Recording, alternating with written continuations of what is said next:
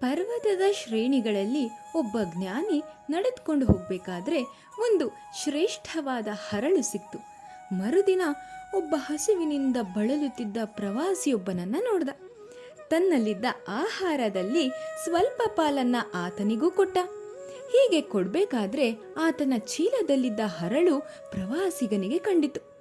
ಅದನ್ನು ತನಗೆ ಕೊಡುವಂತೆ ಪ್ರವಾಸಿ ಕೇಳಿದ. ಯಾವುದೇ ದುರಾಸೆ ಇಲ್ಲದೆ ಆ ಜ್ಞಾನಿ ಆ ಹರಳನ್ನ ಆತನಿಗೆ ಕೊಟ್ಟೇ ಬಿಟ್ಟ.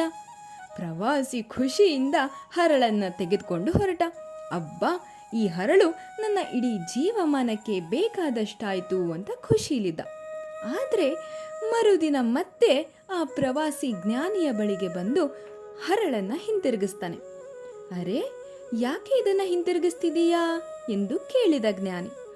ಈ ಹರಳಿನ ಮೌಲ್ಯ ಏನೆಂಬುದು ನನಗೆ ಗೊತ್ತು, ಆದರೆ ನಿಮ್ಮ ಬಳಿ ಇದಕ್ಕಿಂತಲೂ ಅಮೂಲ್ಯವಾದದ್ದು ಏನೋ ಇದೆ ಎಂಬ ಸತ್ಯವೂ ಅರಿವಾಗಿದೆ. ಈ ಹರಳನ್ನು ನನಗೆ ಕೊಡುವಂತೆ ಮಾಡಿದ ಆ ಅಮೂಲ್ಯವಾದುದನ್ನು ನನಗೆ ಕೊಡಿ ಎಂದ ಪ್ರವಾಸಿ.